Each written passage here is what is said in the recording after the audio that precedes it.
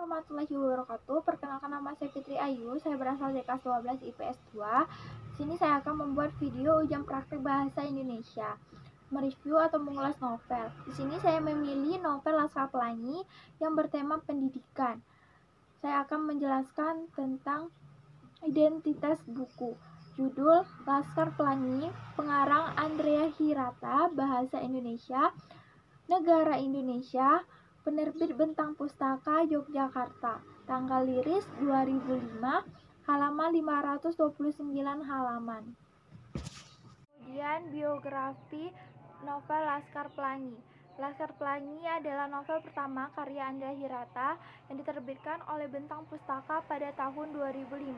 Novel ini berbicara tentang 10 anak yang bersekolah SD dan SMP di sebuah sekolah Muhammadiyah di Belitung dengan keterbatasan. Kota tempat terbit novel ini Jalan Pandega Padma nomor 19 Yogyakarta. Harga novel ini sekitar 69.000. Perbandingan buku dengan buku sejenis.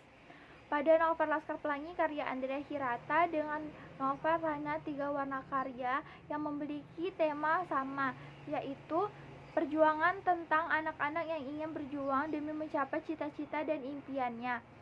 Walaupun banyak cobaan, hambatan, dan rintangan yang mereka hadapi, demi mencapai cita-citanya mereka harus menghadapi hal tersebut demi mencapai cita-citanya.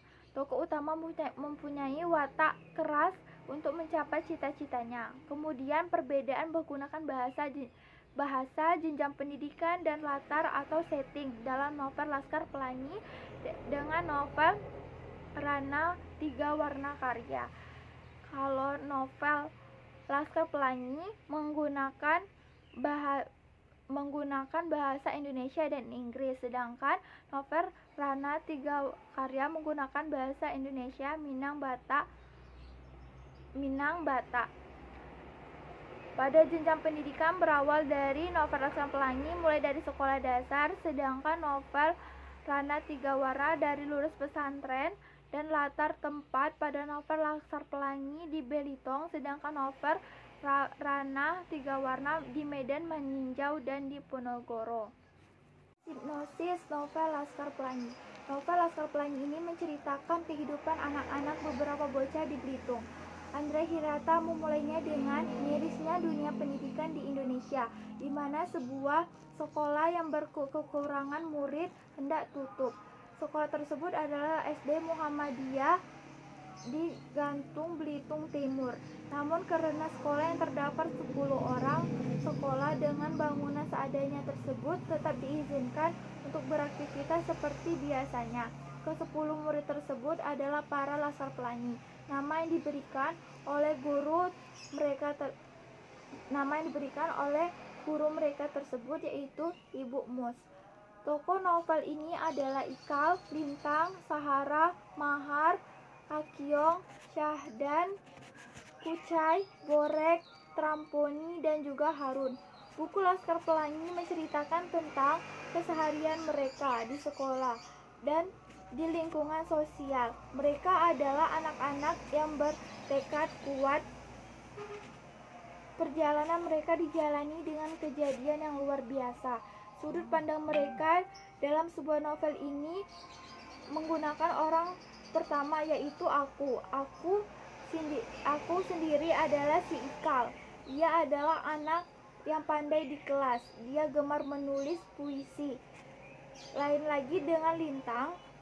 Ia digambarkan dengan tokoh yang sangat jenius. Orang tuanya sebagai nelayan yang cuma memiliki satu perahu dengan kehidupan yang sangat terbatas. Kemudian tokoh lainnya adalah Sahara.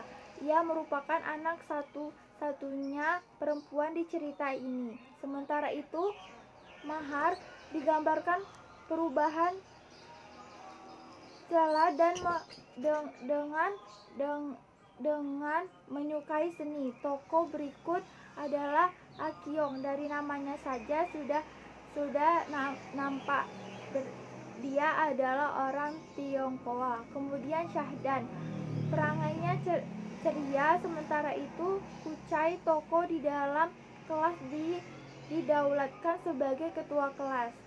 Kemudian tokoh ada lagi Terampani dan Harun adalah anggota Laskar Pelangi yang paling terakhir.